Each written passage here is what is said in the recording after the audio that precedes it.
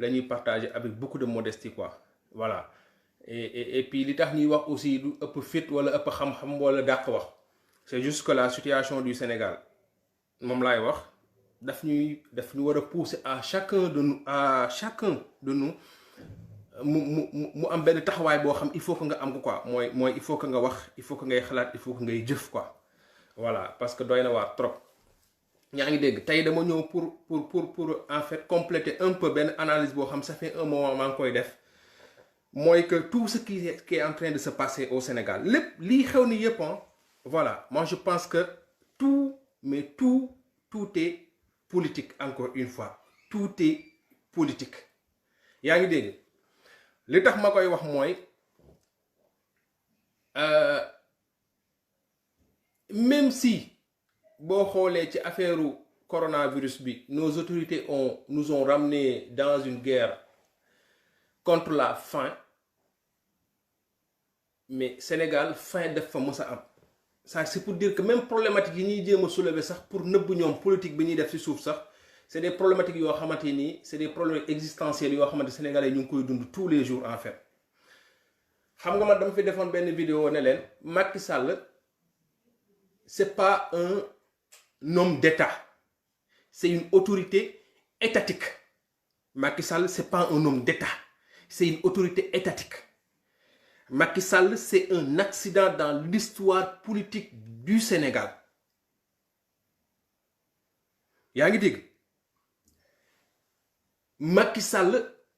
c'est quelqu'un boo xamante ni en amont et en aval il est foncièrement politique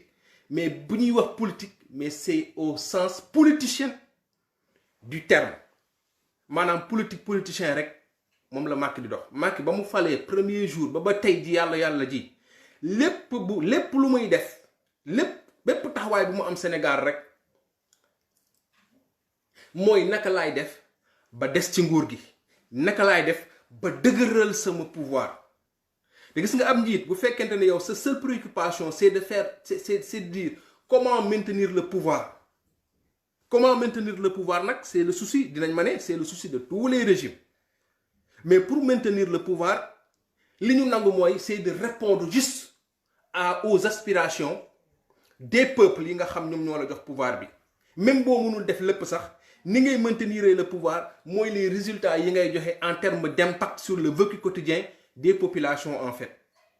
mais ñoom jëluñu option boobu noonu ñoom option bi ñu jël mooy voilà am na benn situation benn contexte boo xam présenté wu na en 2012 il en a profité mu jël pouvoir bi je sais que il n'était pas préparé gars yi bu ñu lay naan Macky dafa def 3 ans jël réew mi Macky bi muy defee 3 ans di jël si réew mi Macky il n'était pas préparé Macky il croyait même pas qu'il allait gagner yaa ngi dégg des circonstances politiques bu amoon ci opposition bi ak situation de tension sociale bi amoon Sénégal moom la profito mu falu mais bi mu faloo il faut que ñu taxaw si parce que bëgguma wax rek di sànni parce que li may wax dama bëgg di ci teg dara Macky bi mu ñëwee falu ak circonstances yi am bu mu ci ñëwaat 2012 la candidature de Wade les émeutes les problèmes yi amoon yëpp problème électricité bi xeex bi problème bi amoon entre Niass dem si yàlla Tanor comprendre yi amoon yëpp tension sociale yi amoon idi ñëpp nekkoon Dakar bon campagne électorale amul c'est-à-dire loolu du ma si ñëwaat la mort de beaucoup de Sénégalais yoo xam amoon na yooyu yëpp je pense que historique boobu noonu ñu am nañ ko mais man loolu dama koy tëb quoi mais ok Macky Sall ñëw na voilà par des circonstances moom moo fi sës yaa fi sës mooy tax a falu moom moo fi nekkoon yaa ngi dégg maintenant bi mu fi nekkee amoon na légalité mais légitimité aussi amoon na ko parce que aussi il faut pas oublier que 60 et quelques % la amoon 63% quelque chose comme ça contre Wade mais Macky Sall lan la jaayoon Sénégalais en tout cas lan la doon wax Sénégalais yi xaw ma gëmu na ko xaw ma gëmu ko woon Macky Sall dafa waxoon ne on va faire la reddition des comptes parce que les Sénégalais dañu doon accuser le régime de Abdoulaye Wade comme quoi c'était une dynastie c'était voilà un régime boo xamante Abdoulaye dafa doon jéem a jël doomam teg ko kuy demee noonu donc dans l'entendement sénégalais pour répondre à ça mu ne il va faire la reddition des comptes on va faire les comptes voilà ku nekk dinañ xam lan nga yoroon ak naka nga ko gérer quoi loolu la jaay sénégalais ni ko waaw mu ne moom dina xeex pour équité sociale parce que moom il vient du bas peuple moom yaay ak ma papam dañu bokk ci sénégalais yi nga xamante ne nii xam nga dañu nekk ci suuf di jaayante quoi muy lu respectable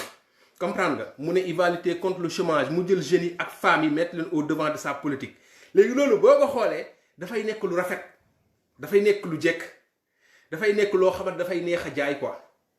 comprendre nga maintenant lan moo tax tey la plupart des gens muy man ak ñeneen ñun on a soutenu Macky Sall man j'ai soutenu Macky Sall yaa ngi dégg j'ai soutenu Macky Sall et je sais xam naa li may wax et beaucoup d'entre vous l'ont soutenu parce que loolu noonu la ñu jaay Macky Sall ne bërët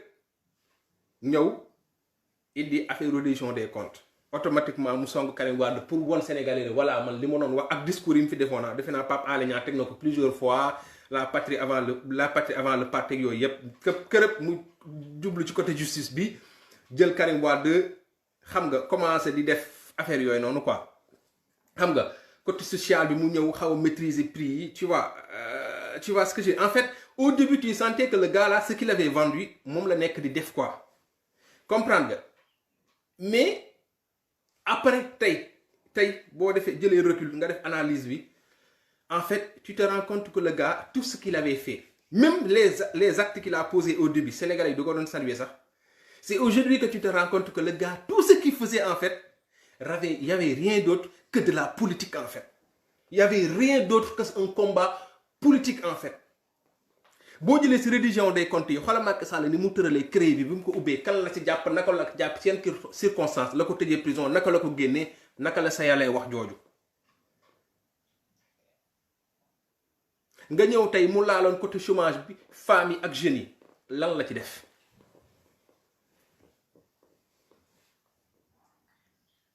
c'est-à-dire Macky Sall échec def koo am kuy wax rek te yàlla tax échec daf koo am parce que Macky Sall bi mu ñëwee dafa ne Sénégalais yi clairement damay del si mu parce que dafa am solo bëggu ñuy wax ci ngelaw Macky Sall dafa waxoon moom le matériel intéressé wu ko bi muy naan le matériel intéressé wu ko parce qu'il savait que Wade a construit Wade est un bâtisseur il a bâti beaucoup de trucs mais là où Wade a péché mooy sur les valeurs encore une fois mu ñëwaat jaay Sénégalais yi que ne moom il va insister sur les valeurs moom il va engager le côté immatériel boo nee le côté immatériel valeur nga nekk ci dëkk li mooy les valeurs républicaines en fait du question de mu ñëw won ñu nan la ñuy yaree doom nan la ñuy jullee nan la ñuy lekkee yu demee non bu ñu nekkee ci état bi muy wax valeur c'était des valeurs républicaines en fait la reddition des comptes la lutte contre la corruption la lutte contre la concussion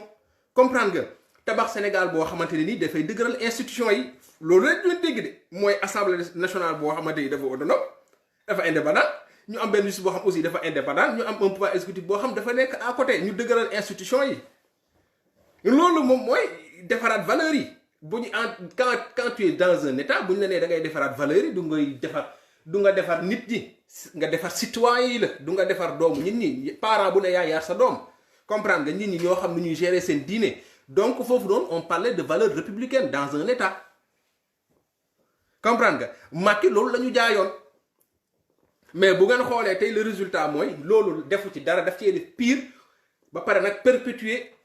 le travail de Wade mooy tabax construire regardez les 8 ans de Macky Sall sur les presque 30 000 milliards qu'on lui a donné presque les 4/5 daf ko dugal Dakar ci tabax ay bâtiment lépp bâtiment suuf tali c'est-à-dire terre lépp foofu la ko concentré quoi amul benn investissement boo xamante ni ça va dans le sens de consolider nos institutions wala mu dëgëral valeur yooyu mu doon wax mais di yemul foofu de non seulement dafa kon li Wade doon def di tabax mais li mu waxoon le contraire la def maanaam damay dëgëral institutions yi damay indiwaat valeur lutter contre la corruption lutter contre nangam sangam l'enrichissement illicite mu ñëw jaay ñu OFNAC c'est-à-dire que Macky day politique rek lépp ay calcul politique la en fait OFNAC résultat wu OFNAC gis nañ ko tey mooy un Nafi Koïta bu ñëw di liggéey mu xam ne li muy def arrangé ko mu jëlee ko fa dàq ko léegi li tax may indi rappel historique bi yëpp te bëgguma ci sori mooy tey souvent bu ñu génnee ñun suñu laay bi mujj yëpp ñun on parle que de politique parce que nous on est conscient que le combat va se gagner sur le terrain politique. yaa ngi dégg Macky Sall xam na ne en termes de résultats il a tellement fait du mal aux Sénégalais que il peut pas aller sur ci ay élections basé wu ci ay bilan wala basé wu ci ay programme en fait. Parce que non seulement il a tellement fait de mal aux Sénégalais qui ont compris maintenant, mais aussi dafa am leneen aussi lu ci gën a garaaw mooy lu ko gën a sonal mooy y a une opposition boo xamante ni xëy na ñoom ils s'attendaient pas à avoir une opposition aussi riche bi ko waa Pastef indil ak d'autres yoo xamante ni ils sont pas de Pastef comme Barthélémy Dias, Thierno Bocoum, Thierno Alassane Sall et consorts. Donc aujourd'hui il se trouve dans une situation boo xamante ne nii tey il veut continuer son règne mais il doit convaincre les Sénégalais. Mais naka lay convaincre les Sénégalais yi? Non seulement il a pas de quoi convaincre les Sénégalais, mais en face de lui il a des gens yoo xamante ne nii peut-être il maîtrise même plus les dossiers. Da ngay déglu benn Bassirou Diomaye démb émission bi mu def ak Ahmed Aïdara après bu paree après da ngay xeeb ñi yor suñu état bi quoi. Da ngay naan naka lañ mën a nekkee dans un état boo xam c'est le Sénégal ak Bassirou Diomaye nekk doomu Sénégal Abdou Ba wala keneen nekk doomu Sénégal ñun Sénégal ñun ñëpp ñu bëgg Sénégal baax. Quand tu écoutes Bassirou Diomaye tu mets Abdou Ba wala tu mets Mame Mbaye Niang nga gis contraste bi quoi. Nga déglu leen c'est comme si yow Bassirou Diomaye ak Abdou Mbow ak Mame Mbaye Niang nekkuñ ci même Sénégal bi en fait. Tu les écoutes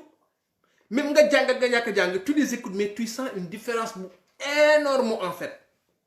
Mu lay woon Sénégal bi ñu nekk tey ak Abdou Mbow ak ñoom Mame Mbaye Niang ak Sénégal bi ñu waroon nekk tey ak un Bassirou Diomaye buy wax quoi nga tu sens la responsabilité, tu sens le savoir, la connaissance, la maîtrise de li muy wax, tu sens le patriotisme.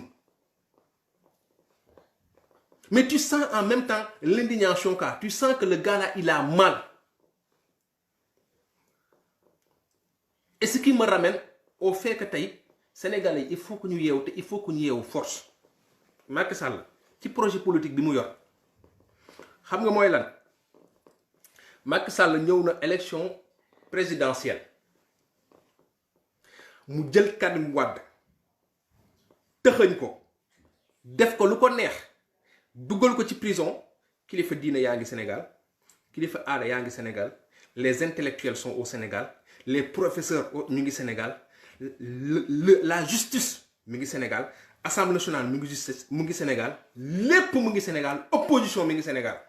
Macky Sall def li mu def forcé ko denc ko jël Nafi Ngom Keïta jëlee ko OFNAC toroxal ko xatal ko Sénégal ba soxna si génn soxna si gàddaay. Boobu intellectuel ñu ngi Sénégal, professeurs yi ñu ngi Sénégal, chefs religieux yi ñu ngi Sénégal, marabout yi ñu ngi Sénégal, église bi ñu ngi Sénégal. Yaa ngi dégg professeurs yeeg ñëpp ñu ngi Sénégal, ñëpp a ngi Sénégal, opposition ñëpp a ngi Sénégal. Encore une fois mouvement citoyen ñu ngi Sénégal, société civile mi ngi Sénégal. Gars yi bàyyi mu jàll mu jël Khalifa Sall jiñ ko 1,8 milliard ci ay conditions yu extraordinaires parce que ku nekk xam na ne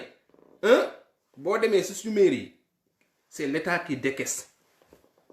c'est l'état qui décaisse. Xaalis buy génn ci trésor public lay génnee maanaam maire ci coobare boppam mënul génnee xaalis si surtout situation mairie bu Dakar mu forcé ko jël Khalifa Sall tëj ko boobu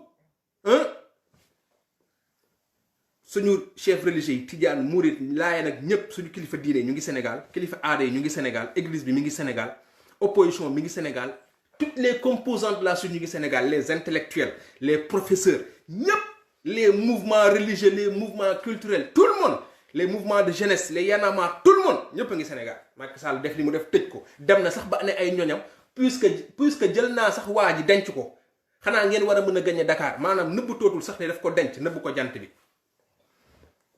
Gars yi bàyyi ko muy dem Macky nekk ci projet am rek Macky dem ba ci biir xam ne jàpp Khalifa ak jàpp Karim Wade doyul parce que am na lu bëri loo xam da ko war a ci programme ko woon xamul woon ne borom prix for reste bi ñu doon tooñ assemblée mi ngi ci yoon bi di ñëw bi muy écraser Karim Wade di écraser Khalifa Sall il ne s'attendait pas à ce que à un moment le président Ousmane Sonko am yenn doole yi loolu lu ko bett la loolu lu ko bett la moom ci boppam mu changer configuration bi mais mu sentir que ne y a des éléments yu ko échappé mais comme moom dafa am projet mooy maintenir ci pouvoir bi avec lépp lu mu koy mënti coûter te dinaa wax après su may terminer suma analyse lan moo tax Macky Sall am fit di def li muy def parce que am fit nekk dëkk bu mel ni Sénégal lan moo tax Macky Sall en fait am fit def li muy def dafa am lu tax dafa am lu mu liggéey ci suuf ba pare te mi ngi nii di ko liggéey pour dem 2024 Macky Sall ñëw imposer ñu parrainage ne da koy voter par la force gars yi ne waaw déet kërëb mu jël armée bi teg jël leader yépp denc force parrainage bi teg ko gis ngeen de à chaque fois force yi mi ngi ñëw waaw PDS lu ñuy am lu doole Ablaye Wade ñu naan am na doole góor gi nekkatul dara ci kanamu Macky Sall ne jël na doomam ci loo xam tegawul ci yoon na ku ràpp ci kaso bi donc góor gi il ne peut rien faire contre ce gars-là je le répète et je le dis on a beaucoup de respect pour góor gi il avait beaucoup de puissance mais état moo ko doon may puissance waa PDS vous avez beau ngeen toog fi naan góor gi wàcceewaat leen ndànk seeni loxo dama ne Macky Sall jàkkaarloo naa góor gi jël doomam tëj ko prison Karim def na deful sax man nañ ko àtte ci yoon mais bi gën a dee la def da koo jàpp àtte ko ci yoon def lu ko neex tëñëx ko tëj ko won ko ne doo dara sa papa du dara te Abdoulaye mu ngi dund jàkkaarloo moom waa PDS ñi ngi jàkkaarloo moom mu def li muy def romb leen kon nañu modeste toog te bàyyi aussi ñoom ñu régler quoi xalifiste yi ñëw nañ toog ñoo moom Dakar ñoo nii ba gars yi kaas ba sonn mu ñëw jël Khalifa Sall toroxal ko chaque jour bu ko toroxalee ñu ne fii la yam mu gën koo toroxal xalifiste yi dem nañ sa benn moment sax ñu bëgg a jouer ci émotion wu Sénégalais yi naan yaayam nii ak nii te ba pare ñu ne ñoom ñoo moom Dakar waa ji écrasé leen jël Khalifa Sall tëj ko nu ko neexee parce que Macky day def li muy def même bu dul yoon sax mais da koy def d'une manière boo xam ne da leen di wan ne maa tey man maay def lu ma neex Sénégal maa ko moom. voilà ça sert à rien nga naan bu ñu demoon 30 000 élections Khalifa Sall day gagné Dakar te waa ji ñëw ci capitale bi fekk ko fa jàpp ko ci loo xam du dëgg mu jël ko moxoña ko sànni ko ci prison bi gars yi bàyyi mu dem parrainage bi ñu bàyyi mu dem mais yemul foofu noonu mu xam ne loolu yëpp doyul parce que encore une fois Macky Sall son problème mooy maintenant il a une opposition de qualité il a une opposition de qualité ba pare rek il a une société civile de qualité je vous dis devant Macky Sall un seul Guy Marius Sagna vaut Y'en a marre plus Forum Civil plus yeneen yi ngeen di dégg yëpp Guy Marius Sagna kese dangaru Guy Marius Sagna rek mun nga boole bu Y'en a marre bu Forum Civil bu nangam yooyu ngeen di dégg yëpp benn c'est-à-dire il a une opposition de qualité ñoo xam léegi ñëw di yuuxu Fou Malade mun nga koy déglu mu wax ba suba caat mu wax ba suba je n'ai rien contre eux mais duñ ko teg ci dara duñ la wax chiffre il te parle même pas du fonctionnement en fait duñ ko teg ci ay arguments en fait tu vas juste le révolutionnaire Guy Marius Sagna day toog di wax il te parle de texte il te parle de chiffres il te parle de réglementation dalay wax xam-xam Bassirou Diomaye day wax ngay waxuma man tey du ma sax président Ousmane Sonko Bassirou Diomaye day wax ba sa di nga dégg xam-xam donc il a une opposition de qualité et malheureusement pour lui cette opposition de qualité là dafa commencé woon am l'oreille du peuple en fait parce que chaque jour mu wax ko man jour bi ma déggee Macky Sall mu naan le président Ousmane Sonko c'est le candidat des réseaux sociaux ma ne cuune mënul weesu lii nga nekk 2019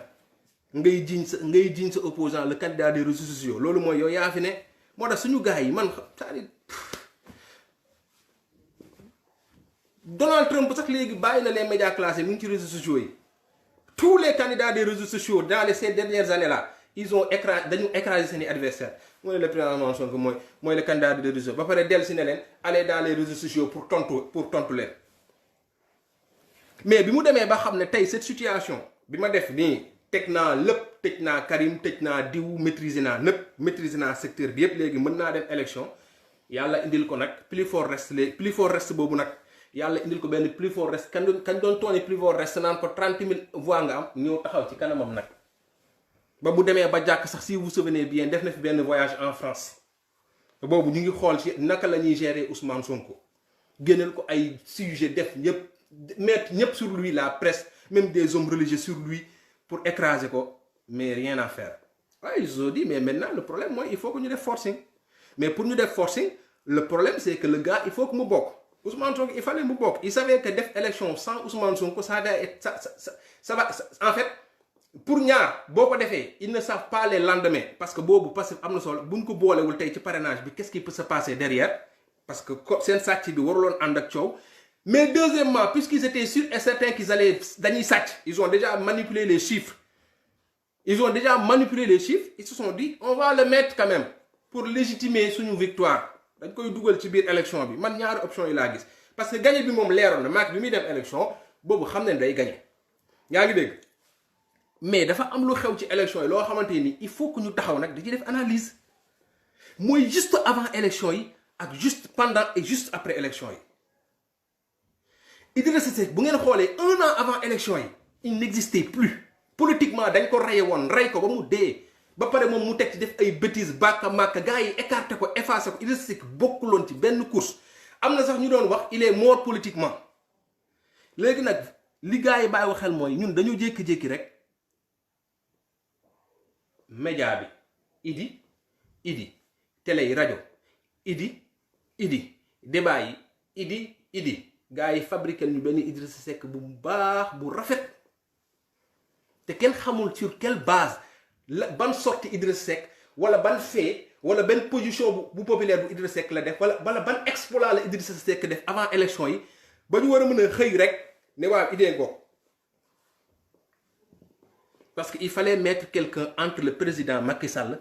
et le président Ousmane Sonko et Idrissa Seck était le candidat idéal le candidat indiqué Idrissa Seck pour vous dire que ils l'ont fait deuxième bien avant les élections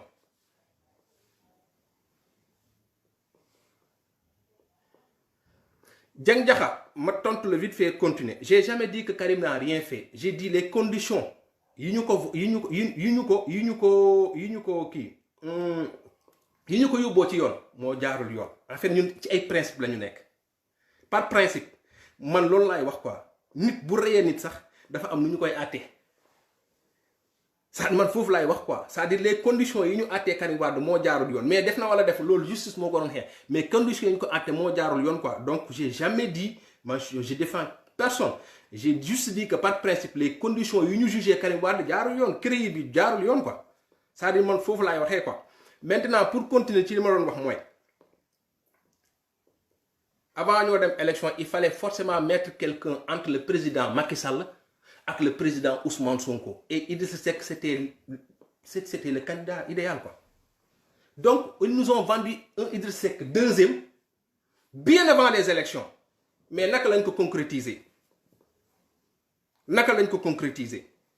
ku ne xam na ne candidature Madické Niang bi farce la ku ne xam na ne farce la Madické Niang dañ ko woon ne ko il faut que nga dugg on a besoin d'un élément buy jóge PDS yow yaa fi nekk naka ngay duggee il faut nga ñëw nekk candidat Madické Niang fan la jëlee ay parrain Madické Niang fan la mën a amee ay parrain te Bougane Gueye amu ko Malick Gakou amu ko ñeneen ak ñeneen amuñu ko Madické Niang fan la mën a amee parrain yu normal Idrissa Seck sa amoon problème mais il fallait que ñu am un Madické Niang yaa ngi dégg il fallait que ñu am un Madické Niang am beneen candidature boo xamante ne ni xam nañ ne am na doole mën na récupérer une certaine partie de la jeunesse parce que tout le monde sait que le PUR aussi quelque part c'est une jeunesse parce que le guide religieux bi nga xamante ni moom moo nekk PUR ñi xamee nañ ko ne derrière lui il y a une grande majorité de jeunes c'était pour casser un peu Ousmane Sonko par rapport ak boobu sax ña élection mais par rapport ak image bi mu war a wone doole bi demee noonu ñëpp xamoon nañ ne aussi une bonne partie ci biir PDS avec affection bi Ablaye Wade xaw a am ci le président Ousmane Sonko une bonne partie wu PDS mën nañu dem foofu ñëpp xam nañ ne aussi les khalifistes s'il y avait pas Idrissa Seck une bonne partie des khalifistes dañ doon dem ci c'est-à-dire la configuration et les gars yi seeni calcul leer na nañ ñu jaay ñu Idrissa Seck avant élection yi ba pare yenn opposition yi nga xam duñu opposition Macky la ñu àndal di opposé wu ñu ne leen bu leen ñëw Benno Bokk Yaakaar dem leen ci Idrissa Seck. les Farba Senghor les Pape Diop là les Malick Gakou là gars yi ngeen di dégg nii opposition nii rek de non. Personne n'a compris lan moo tax Bougane Gueye Dany demul jàppale Ousmane Sonko personne n'a compris dama koy waxaat lan moo tax Barthélémy Dias demul jàppale Ousmane Sonko personne n'a compris lu tax capitaine Dièye juste dem lan moo tax Thierno Bocoum demul ñu jàppale le président Ousmane Sonko bu fekkente ne Sénégal rek moo leen ñoroon ñii dañoo jàppale Idrissa Seck parce que Thiès la ñu dëkk ñii parce que voilà dem jàppale keneen parce que leneen a tax ñii dañoo ab Barthélémy Dias dafa jàppale Idrissa Seck parce que Khalifa Sall parce que Idi jël na Khalifa Sall dugal ko ci listam pour def ko député mu génn prison moom il se sentait redevable plus à Khalifa Sall qu'au Sénégal entre Khalifa Sall ak Sénégal dafa choisir dem Sénégal te loolu laay wax ay Barthélémy Dias ak ñooñu tant que tëbuñu dimension boobu noonu Sénégal du sotti Abdoul Mbaye problème mu égo la Abdoul Mbaye il voulait des conditions Abdoul Mbaye jàppoon na ni c'est l'ancien premier ministre Ousmane Sonko bu ko même bu ko naree diriger dafa am ay conditions bëgg a indi alors que Sénégal rek la waroon teg ñoom dama lay jàppale même bu ma nekkul dara sax. garaawul tout le monde sait que am na ñu bëri ñoo xam waxtaan nañ si ak le président Ousmane Sonko mais le président Ousmane Sonko daf leen ne man Sénégal rek a fi ne bés bu ñu nee fal aussi ñi war a gérer ñooy gérer ku warul gérer doo gérer du ma jox nit poste parce que jàppale nga ma mais personne ne comprend pourquoi ñu dem ñoom ñëpp ces politiciens là derrière Idrissa Seck parce qu'il fallait construire cela il fallait construire un deuxième ñu ñëw jaay ñu ko avant les élections jaay ñu ko pendant les élections jaay ñu ko après. Seulement Idrissa Seck dafa toog il ne peut pas jouer ce rôle là c'est un faux rôle te il dit xam nga intellectuel la intellectuel dafay diis day beew mënul continuer di jouer rôle boobu noonu parce que xam na ne c'est un faux jeu en fait mais Macky loolu rek la ci soxla woon pare na ci. Maintenant ci nouvelle configuration bi nii qu'est-ce qui se passe Macky Sall a tué politiquement beaucoup d'opposants mais en tuant ces opposants là il a renforcé d'autres opposants.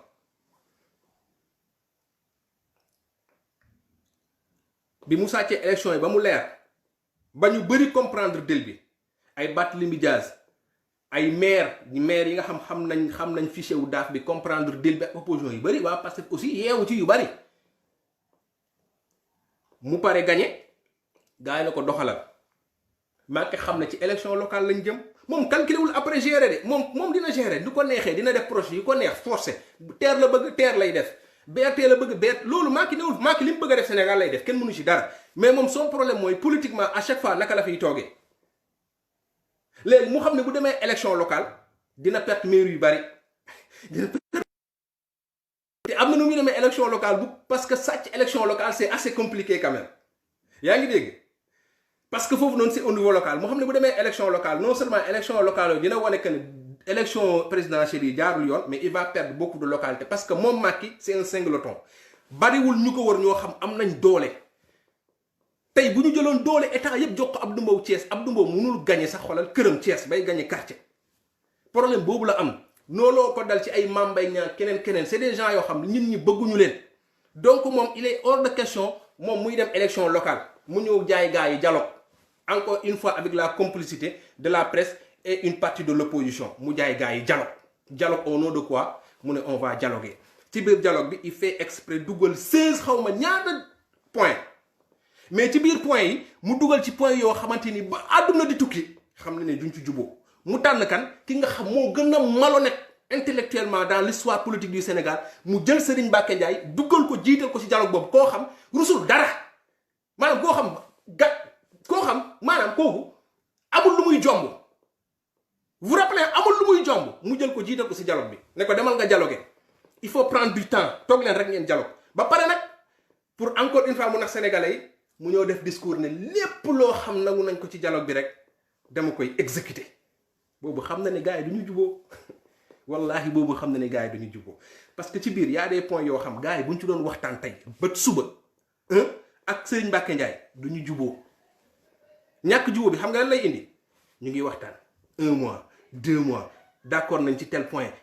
y a des problèmes ñii gedd ñiy dugg ñuy ñëwaat moom il gagne du temps le dialogue c'est pas son problème il cherche à gagner du temps lan lañ ci gis à cause du dialogue élection locale yi calendrier républicain bi nee na leen dem leen élection ñu ne demuñu élection. Et les Sénégalais dans tout ça en fait c'est une centaine de Sénégalais sous prétexte que c'est des politiciens ñoom ñoo toog décider que ne Sénégalais yi du ngeen changer maire du ñu dem élection locale parce que ñun dañuy dialoguer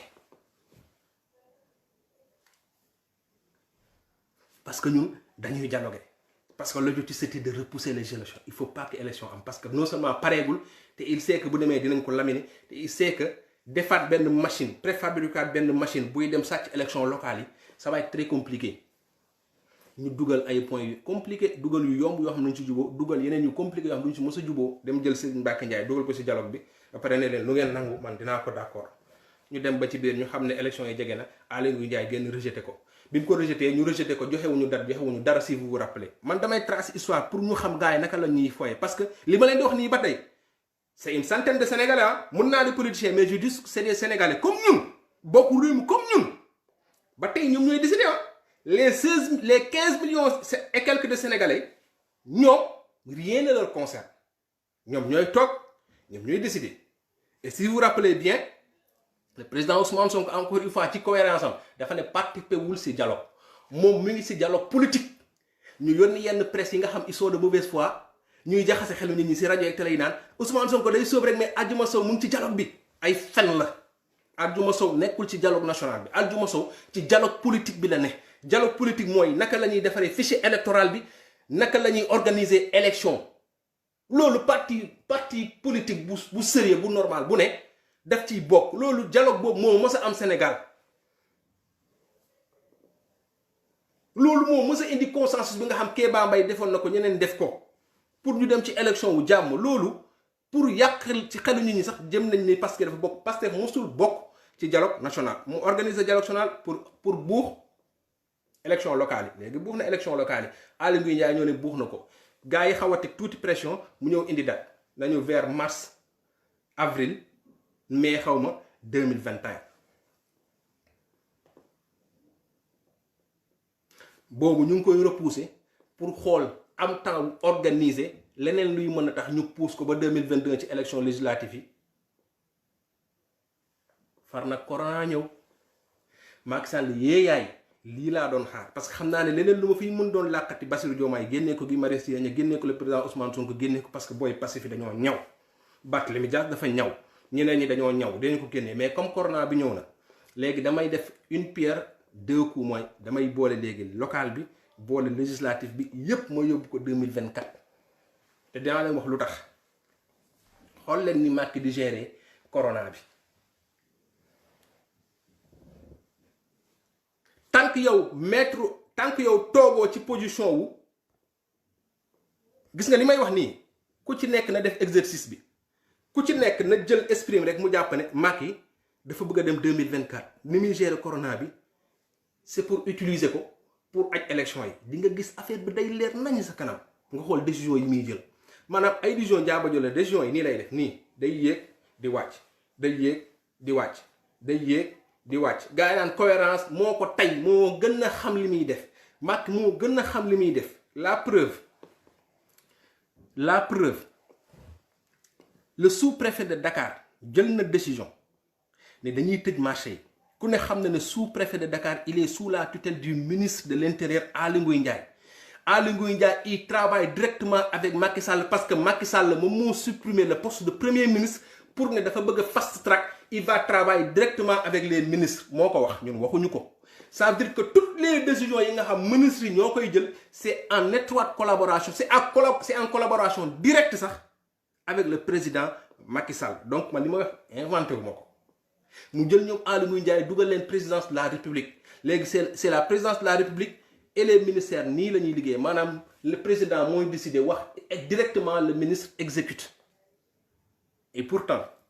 après les émeutes bi Aly Ngouille Ndiaye ñëwee toog lan la wax sénégalais yi xam naa ne sénégalais yi am na yu bëri yoo xam am luñu ci ak mesures yi mais dama leen di xamal d'abord que ni mesures yi ñu jël yépp man la amul responsabilité président de la République Aly Ngouille Ndiaye mooy yëpp sénégalais yi Macky Sall dàq Boun Abdallah Dionne ne soxlaatuma premier ministre damaa bëgg mu gaaw dama bëgg liggéey fast track directement ak ministre yi te moom dafa fenloo boppam sax waxoon naa ko sama benn live. waaw léegi sous-préfet il est sous la tutelle de Aly Ngouille Ndiaye donc sous-préfet bu nee tëj naa marché yi Aly Ngouille Ndiaye moo ko ne tëjal ma marché yi c'est-à-dire que Aly Ngouille Ndiaye Macky Sall moo ko ne tëjal leen ma marché yi teguñ ci 48 heures Macky Sall def déclaration dëkk bi yëngu comme tapet la Macky ñemewul du Macky Sall moom moo ne en 48 heures Macky Sall moom moo ne tëji leen marché yi nee na responsabilité Macky Sall nekku ci Macky Sall moo génn ne Sénégalais yi maay jël ay mesures tëj marché yi xam ne du dem mu tijji ko Aly Ngouille Ndiaye ne responsabilité Macky Sall man maa ci nekk responsabilité moom moo ci nekk pour vous dire que dañuy foyee dañu bëgg a dugal ci jeu corona bi tey corona suba ñu ciy dem même bu ngeen xoolee ci rapatriement corps yi Amadou Ba moom moo xëy ne rapatriement corps bi ñëw collectif bu diaspora bi dem cour suprême dugal benn référé administratif cour suprême bi dëggal Amadou Ba mais 48 heures lañ ci nekk Macky Sall dindi ko donc responsabilité Macky Sall la fii benn responsable moo fi am muy Macky Sall mais lan moo tax muy def loolu Macky Sall am na ay décision yi mu jël ci affaire diine ji moo leen gën a xam ne bi mu koy jël moo leen gën a xam ne lii bu ko jëlee dina tàng la même police bi bàyyi waa Touba ñu julli premier vendredi bi cette même police moo dem Yoff jàpp leen même état la ba tey kenn la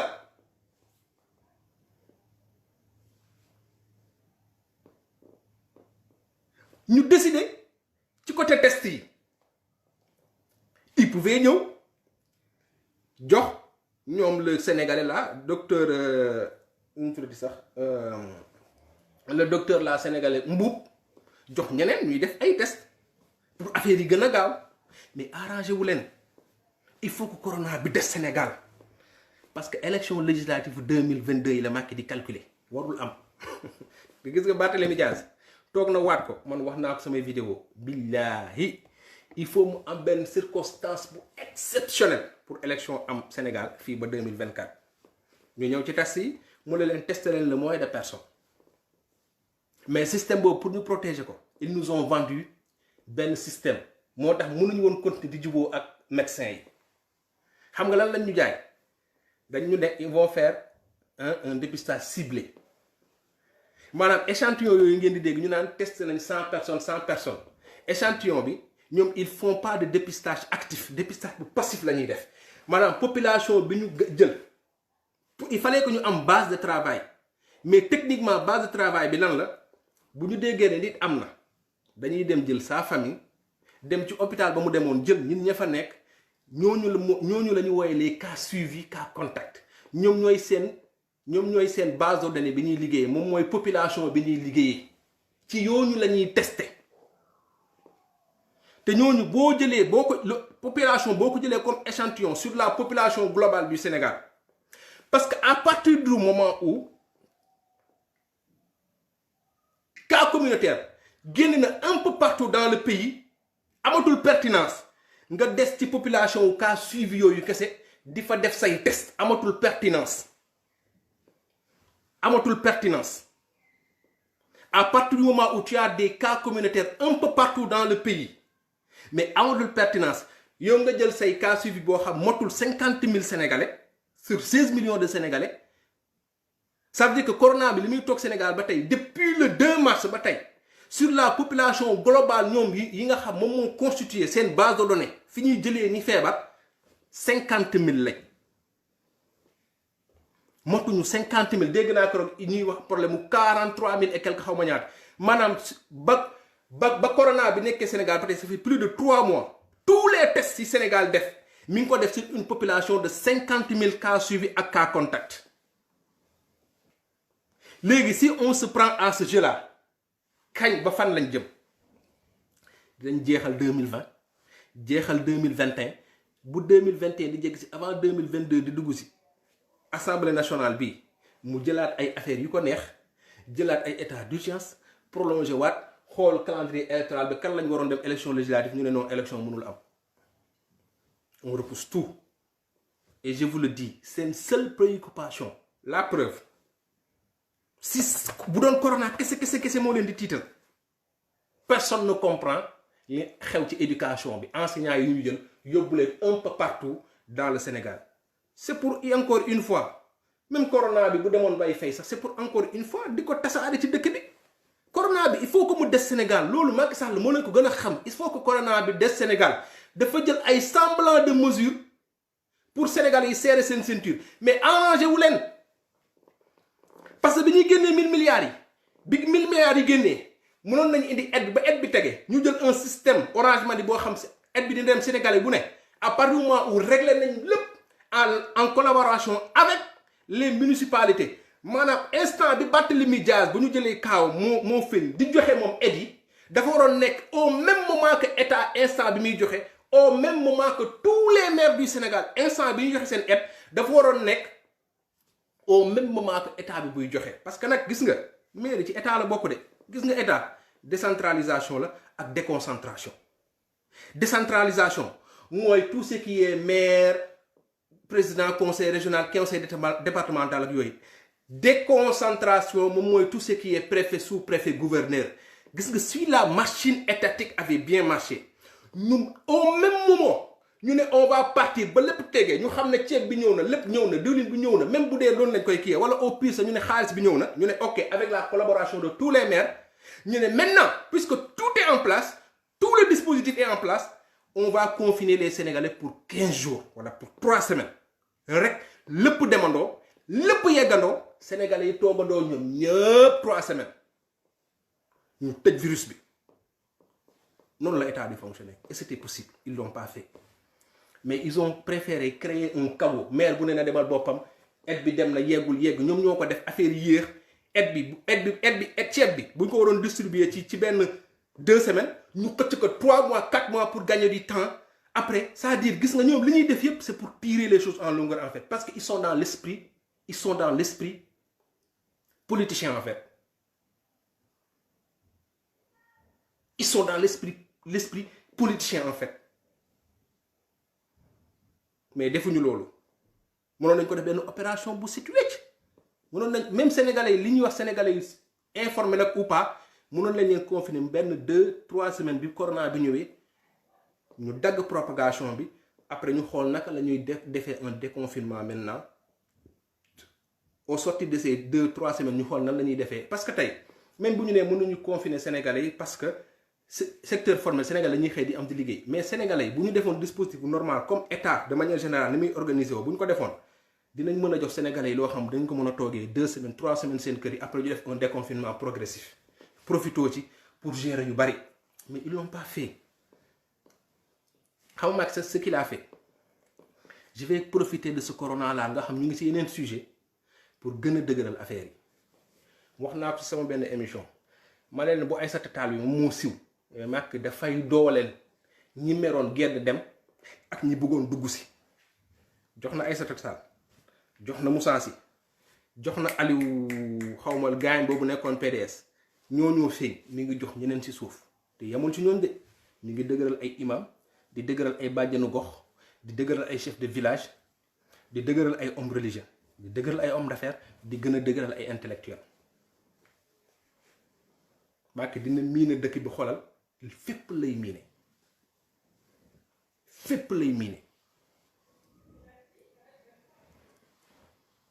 dégg naa ay Youssou Touré yi di kaas du leen jox dara parce que xam nañ ne ils veulent Youssou Touré te APR yàq na leen Sénégalais yi ñoo bëggatul produit APR donc tey ça sert à rien muy def promotion produit APR moo tax dina bëri ay leader APR yu sonn parce que APR dafa yàq crédibilité wu leader yi ne woon biir APR donc moom soxlaatu leen il va ramener des gens yoo xamante ni c'est des grandes gueules comme Abdou Fall bi mu jël def ko PCA bu APIX Abdou Fall la def PCA APIX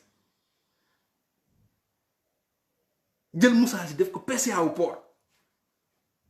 yooyu feeñ ñi ngi dëgëral ñëpp léegi ngeen dégg mu ne Farba Senghor dugal na ko fii Pape Diop dugal na ko fee keneen dugal na ko fii keneen dugal na ko fii bu la dugalul fii dalay wone la par exemple dégg nañ fi problème histoire foofu bi ñu naan Pape Diop Farba Senghor gars yi amul dara coow nañ ko jëy ñu xëy ñu génnee Bougazelli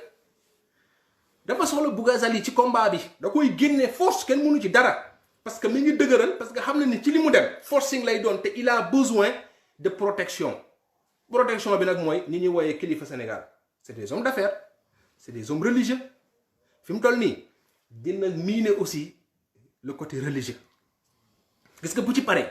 ci ñun lay ñëw les activistes réseaux sociaux yi tëj ko xool nu muy wàññee doole nit ñi il va miner tout le Sénégal repousser élection législative yóbbu ñu ci bennum élection présidentielle boole local législatif présidentielle mu doon élection bu pëcc xaw bu jaxasoo boo xamante ne nii kenn du xam lu muy nirool tànn beer boo xam kenn du xam lu muy nirool jaxase carte yi sàcc ko tasaare lépp dem seen yoon TFM ñëw moo gañee keneen ñëw moo gañee diggante beeg léegi sax bu ngeen xafee sax mu jënd Bougane Gueye Dany jënd ñépp fa lañ jëm moo tax man li muy wax c'est très simple gis nga Barthélémy Dias mi ngi perte énergie ci li muy xeex nii parce que li muy xeex nii en même temps waa Cap Skirring ni xeex ndox moom muy xeex terrain kee di xeex bi benn la xeex bi nekkatul sax pétrole gaz nekkul leneen li leer te leer mooy Macky Sall bu def élection ñépp xam nañ ne 2024 lañ jëm li may wax rek mooy leen xeex bi moom mooy candidature Macky Sall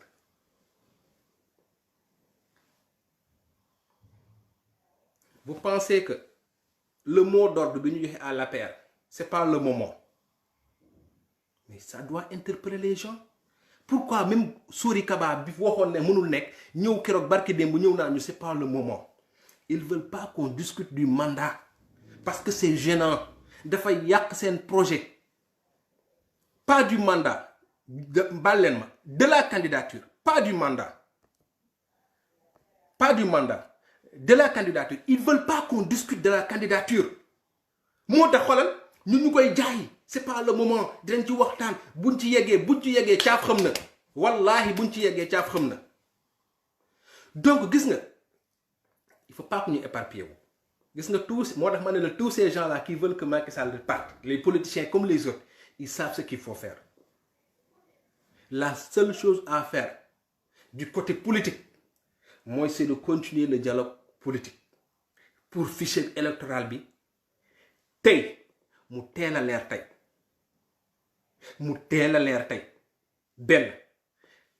ñaareel bi mooy parrainage bi ñu teel ko leeral ñett mooy la candidature de Macky Sall te moo ëpp solo parce que Macky lépp lu muy mënti def lépp lu muy mënti utiliser corona bi bépp jafe affaire lépp lu muy mënti teg ak ku muy mënti jënd ak suñu xaalis di leen jox di leen enrichir ay Aminata Tall ay Moussa Sy ay Abdou Fall di leen enrichir lépp lu muy mënti def c'est-à-dire l'objectif c'est en 2024 te loolu yëpp pour mu antu il faut que candidature am jàll parce que Macky xam na ne quel que soit environnement bi muy teg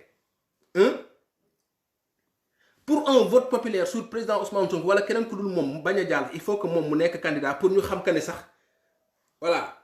Macky mën na gagner non gars yi di waranteeg yooyu keneen ku dul Macky Sall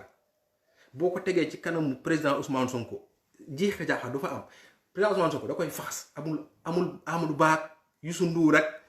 Mansour Faye ak Aly Ngouille Ndiaye Ousmane Sonko xejul seen kaw koo ci mënti teg ci kanamu président Ousmane Sonko c'est-à-dire sénégalais yi duñ fi nekk di laam-laame ça va faire un vote populaire premier tour mu faxas leen mais moom bu ñëwee même bu fekkee day def un semblant de deuxième tour maanaam moom bu ñëwee dina mën a valider benn victoire au premier tour parce que bu boobaa ñi mu dooleen nii parce que sénégalais kilifa lay demee ñun on a un esprit kilifa ñun jàpp nañ ne duñu xool en terme de jeunes yi topp président Ousmane Sonko de ak cette nouvelle jeune bu topp président Ousmane Sonko de mais xam nga lan la ñuy xool Pape Diop moom la àndal Aminata Tall moom la àndal Moussa Sy moom la àndal donc boo nee Moussa Sy moom la àndal nit ñi dañuy jàpp ne Parcelles yëpp moom la àndal boo nee Idrissa Seck moom la àndal nit ñi dañuy jàpp ne Thiès yëpp moom la àndal parce que ñun électorat duñ ko compter en terme de benn carte électeur mooy benn vote ñun ci nit lañ koy xool loolu lañ ñu naxee ci Idrissa Seck parce que tout le monde sait que cette coalition suppu kandiam boobu mu am ça ne vaut rien absolument rien du tout en termes d'électorat. Ousmane Sonko moo ko ëpp électorat te ñëpp xam nañ ne Ousmane Sonko au pire bu jëlul premier moo jël deuxième ñëpp xam nañ ne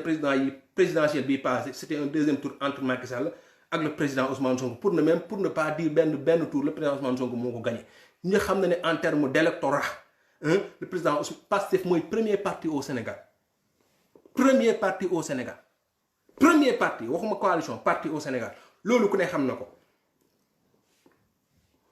Donc Macky Sall il est en train de renforcer sa base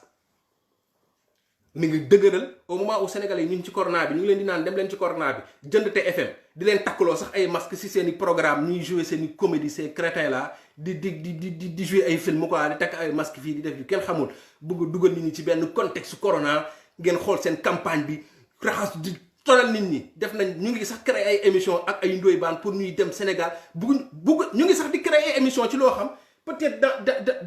dans kon ñoom ça peut-être dans un mois bu dem ñun ñuy commencer di dugal en fait ils veulent nous faire vivre avec le virus loolu lay signifier vous allez vivre avec le virus jusqu'à temps ça veut dire que fii ak boobu ils vont pouvoir toucher le calendrier électoral le calendrier républicain calendrier bi yëpp la ñuy yaay yóbbu ñu 2024 te loolu il faut que ñu teg suñu bët il faut que opposition bi ak société civile bi yeewu quoi benn li ñuy xeexal nii c'est pas le combat du changer bu ñu doon xeex tey dëkk yi amul ndox Sénégal ma dañ ko mën a xeex en pagaille li koy dindi benn la mooy nañu fi teggi ñii li leen fiy teggi mooy nañu def bloc parce que Macky nan la leen di naxee day génnee Bougazelli gars di nekk si coow ci Bougazelli mu yónni benn Abdou Mbow mu def benn connerie ñu xëyaat ñuy wax ci loolu mu yónni benn Mame Mbaye Niang mu def benn connerie ñu xëyaat di wax loolu benn nu ñu koy def si gars bi nekk soleil gi c'est-à-dire ci yooyu la ñuy ne xam nga gars di daw di ñëw di wax di daw fii nga gis tëf mu yónni jeunes yi ne leen soulever leen que ne dañuy dàq Bassirou Diomaye waa Pastef ñun ñu ne foofu duñ ko dàq dañ koy dàq gars yi ne fa di kii xoolal après ñuy dem corona bi ne fi ñuy dem c'est-à-dire gars yi xam nañ liy xeex affaire bi Macky mi ngi defaru lan moo leen tere defaru lan moo tee Barthélémy Dias Thierno Alassane Sall Abdoul si opposition bi taxaw ne ñoom opposition lañ ba Sénégalais yi xam ne ñi ànd ñoom Macky Sall lu leen teree booloo bu Macky di wax corona ñu naan ko sa candidature bi mais ñoom ñëpp topp nañ Macky Sall seen xeex même léegi sax boo ngeen seetloo bu njëkk Pastef moo doon mën a débat bi di ko xëcc di ko diri gars di leen topp mais ak corona bi Macky a réussi à reprendre le dessus parce que utiliser le corona bi pour noppiloo le président Ousmane Sonko noppiloo ñu bëri parce que corona bi la le président Ousmane Sonko heureusement ba comprendre na ko commencé na génnaat di wax gis nga sa waay fas ba la yóbbu ba nga am li nga am bul ko wàcc Ousmane Sonko wax moo ko jig critique moo ko jig ak di proposer bés bu ñu ko gëmluwee affaire corona kilifa yi naafeq yi woo ko naan ko waaw di nga maam dëkk mi moom mel na nii kat daara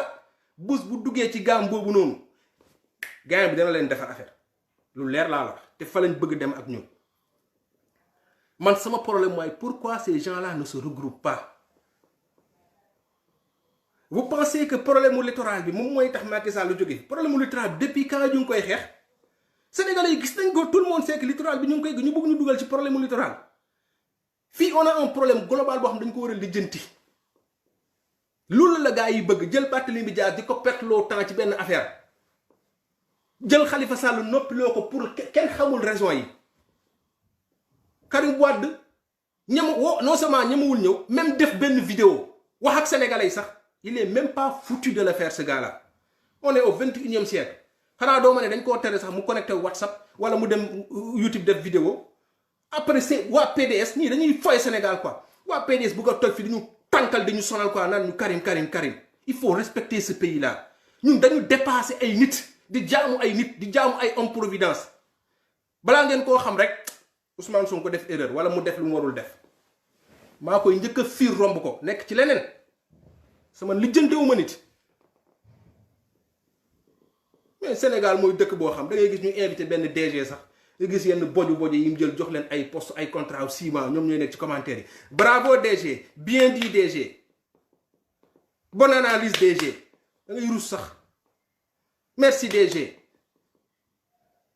des gens yoo xam ils ne comprennent absolument rien c'est très sérieux quoi on est dans un pays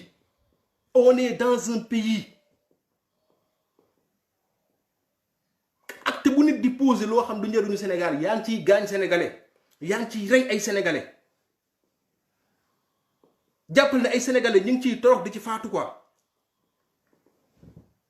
mais Macky li mu bëggoon am na ko tasaare na affaire yépp Sénégal mu ngi mel ni sabar bu tas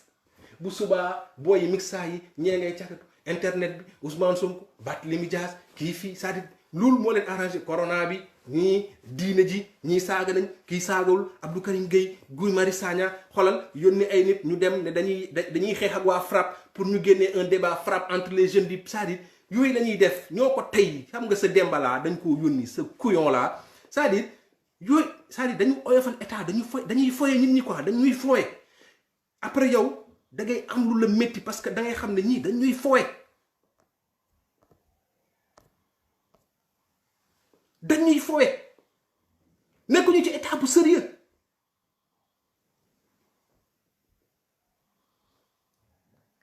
je suis désolé ku ci nekk nag xool ci boppam même boo dul boroom kër xoolal nu sa papa doon gérer kër gi kër du mel ni sabar bu tas Sénégal loolu moom ñoom loolu lañ bëgg ñàkkal fayda affaire yi solennité bi yëpp ñu dindi ko politique ñu ñàkkal ko fayda banaliser rek pour ñu banaliser les Ousmane Sonko banaliser tout le monde def ko affaire boo xam nga voilà mooy loolu.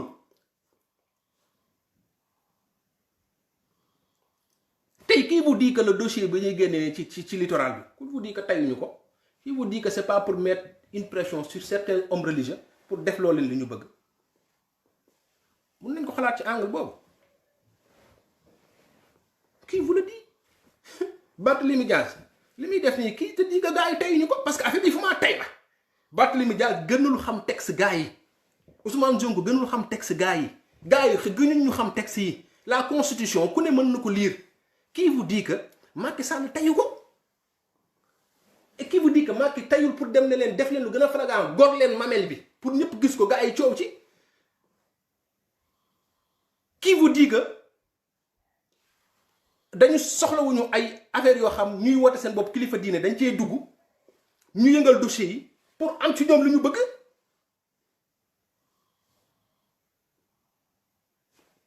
suñu état yi noonu la ñuy doxee gars yi dañuy dil matin midi soir dañuy teg dil matin midi soir et malheureusement mooy li may wax sànq moo tax ma ne la responsabilité des les vrais kilifa au Sénégal dañ ko interpeller muy xalif généraux yi muy les intellectuels les professeurs d'université boroom xam-xam yi muy les voix yi ñuy dégg nga nekk artiste nga nekk sénégalais boo xam sénégalais yi ràññee nañ di la dégg da nga am responsabilité Sénégal ñu teg ko mu nekk dëkk bu sérieux gars yi dañu bëgg a jël Sénégal def ko dëkk boo xam du sérieux pour nit ñi bu ñu ñëwee ñu jaxase Sénégal étranger yi nga xam dañu bëgg a noot Sénégal maanaam lu sérieux bañati fa am yoon bañati fa am dëgg bañati fa am pour caaxaan bi bëri fa ñu dugaloon ñu genre nit ñu commencé di won li xale yi di def nii ça va venir tey xale yi tëj na leen ay 1 mois kërëb dinañ dem ba ci biir ñu génn indi ñu ay liberté yoo xamante après day banal dootul garaaw dañu bëgg a jël Sénégal def ko benn dëkk boo xam justice bi dafay woyof gëm-gëm bi woyof kilifa amatul ñu ñàkkal fayda lépp sérieux amatul su ko defee voilà ku nekk xool ni mu ciy génne loolu moom moo am déjà Sénégal ku ne mi ngi xool ni mu ciy génne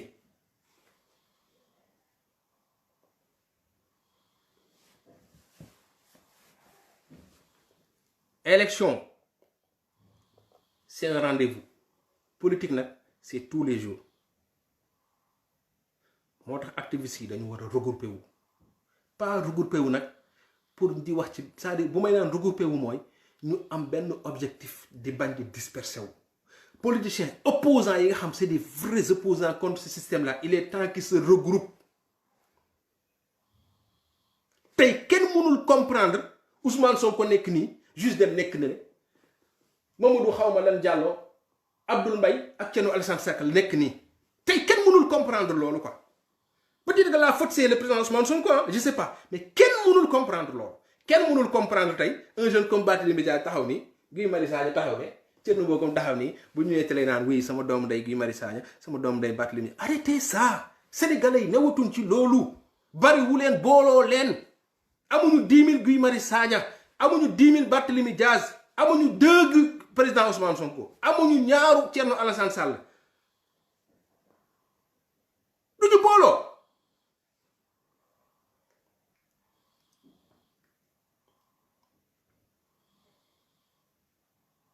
ba pare ñu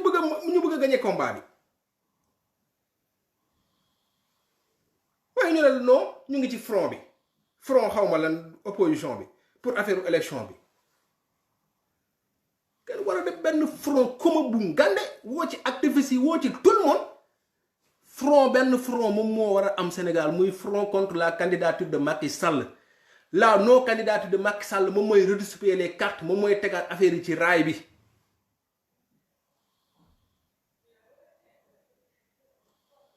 on me dira que même Macky Sall bu génnee dina teg candidat boo xam même système bi la ñuy defaat pour sàcc du benn de sàcc ak Macky Sall ak sàcc ak gorom bi Mansour Faye du benn c'est pas la même chose parce que Macky Sall moom moo la gën a xam ne bés bu moom bu génnee bu naree samp keneen dina perte ñu bari Macky Sall tey bu ne woon Amadou Ba la samp perte ñu bari affaire am bi tas bu baawoon Amadou Ba ne Aly Ngouille Ndiaye la samp affaire bi tas bu jëloon Mansour Faye indi ko affaire bi tas Macky Sall moom mooy benn constance bi mën a téye ñi mu téye ñépp kenn la c'est-à-dire moo tax ma ne la candidature c'est le seul combat bi ñu war a mener entre temps nag bu ñu gisee lu ñaaw mun nañ ko dénoncer mais la seule chose bi ñu war a xeex mooy benn candidature Macky Sall bi parce que moom mooy ñëwaat ci débat bi élection locale amul législative du am